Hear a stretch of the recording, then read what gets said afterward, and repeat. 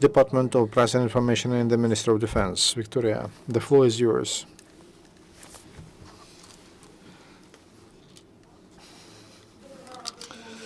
Morning, dear journalists. Morning. I'm happy to see you at our briefing. Today there will be a visit of the Minister of Defense to Poland, together with the President of Ukraine, the Commander-in-Chief of Armed Forces of Ukraine. He will have a meeting with his colleague, Minister of Defense of Poland, Tomasz Siemoniak. And he will visit the staff of multinational brigade, Little Upel Brigade in Lublin. Also, there will be a phone conversation of the Chief of Staff, Commander-in-Chief of Armed Forces of Ukraine, General Colonel Viktor Muzhenko, with the head of NATO, General Knut Bartels. They will discuss issues of military political situation in Ukraine, and also prospects of military cooperation between Ukraine and NATO. Yesterday, Armed Forces of Ukraine received a cargo of humanitarian assistance aid from the UK.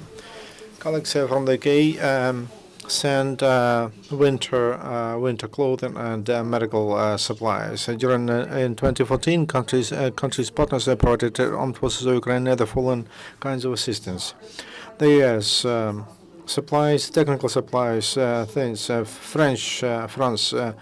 bulletproof jackets and medicine, Slovakia, electric generators and lighting sets, Norway, dry ratios, Great Britain, bulletproof jackets and helmets, Canada, means of individual defense and winter clothing, Poland, food and sleeping sets, Latvia, school supplies and necessary for children that moved from Crimea, Lithuania, food, dry food and medical supplies, and Switzerland, medicine and medical materials, the Netherlands, electric generators and winter footwear, Spain, bulletproof jackets and helmets. Australia is planning to provide also winter footwear and other things. And Poland, dry food, winter clothing and footwear. Ministry of Defense is working on the realization of regulations of the Cabinet of Ministers of Ukraine on improving the structure of a military reserve and of human resources. Implementation will be the base for changes in the structure of National Military Reserve and necessary defense of the country. During that work, the Minister of Defense takes into consideration the results of stages of partial mobilization, the use of armed forces of Ukraine and other military formations in AATO, and also experience of the military reserve of armed forces in EU countries and NATO.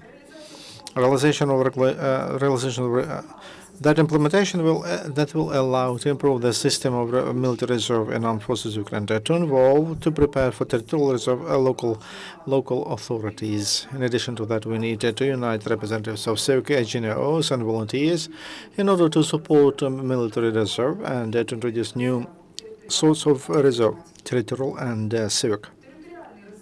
Territorial reserve will strengthen the defense capability of all administrative territorial units of district level.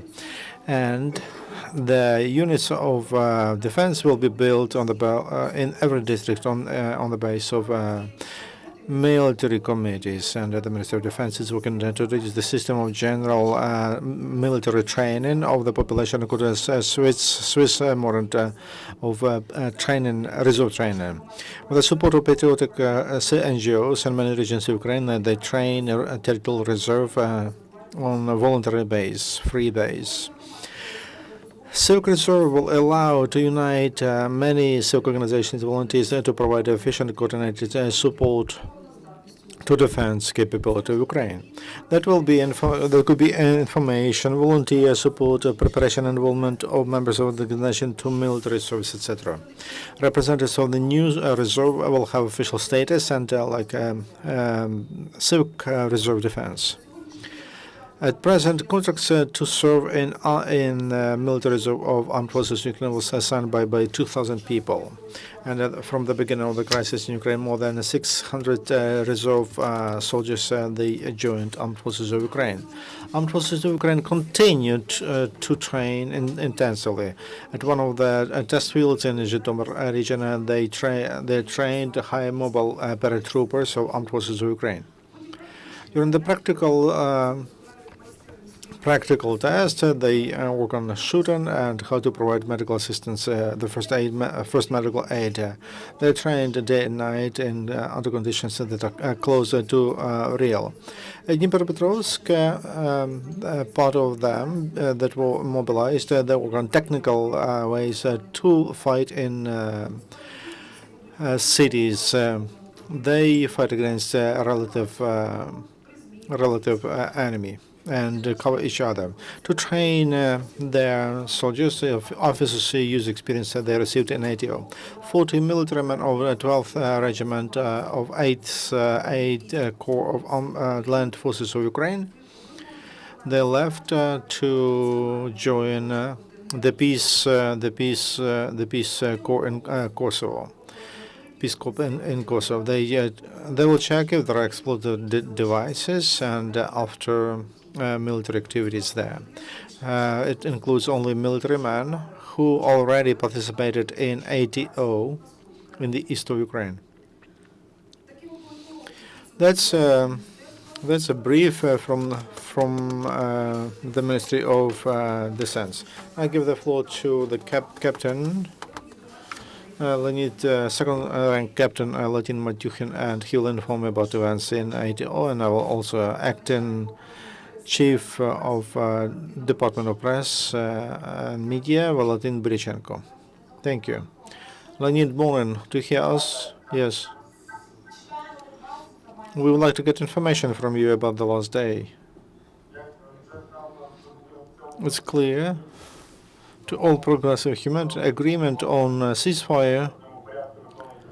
There is only a Ukrainian military man comply with that. During the day, terrorists shelled 26 times upon our positions. They used artillery, mortars, small arms. In Luhansk and Donetsk region. Несчастье.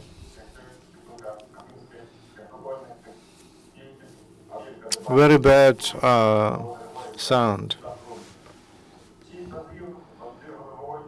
6 times they shelled upon Donetsk airport.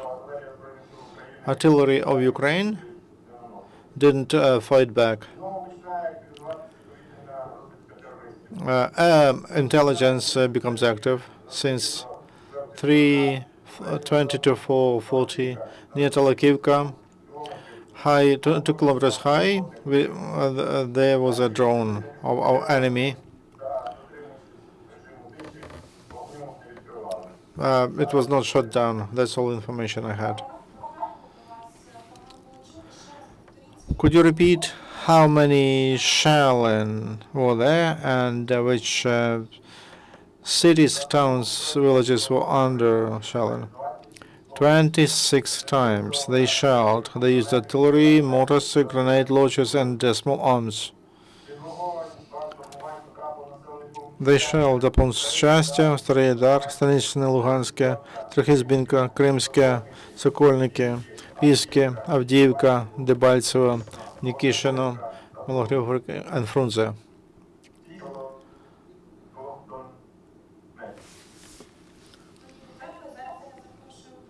Thank you very much.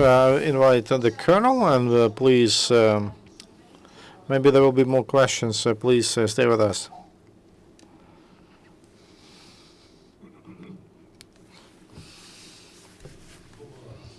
Morning, dear colleagues, journalists. I would like to inform you about events in ATO. Social, political, humanitarian situation in ATO area and districts which are closer to that. It is still tense because of high level of risks and upon different by terrorists, high level of shelling, and also that there could be new military activities.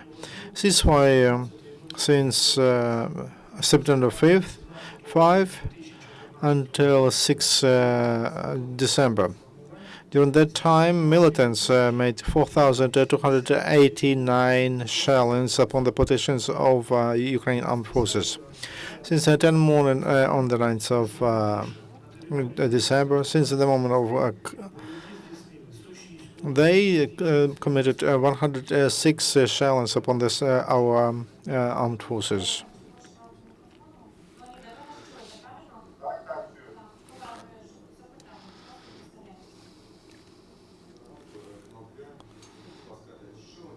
What do you know about Ukrainian guerrillas in Donbass? And is the activity supported by MOD?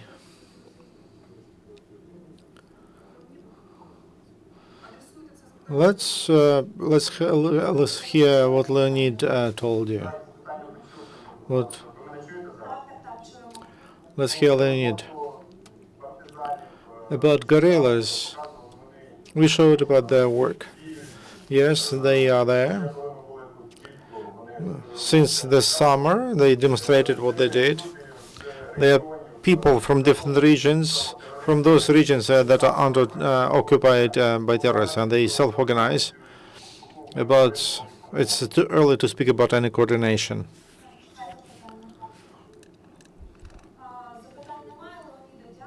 Thank you very much. See you tomorrow. Have a quiet day. Thank you. Bye-bye.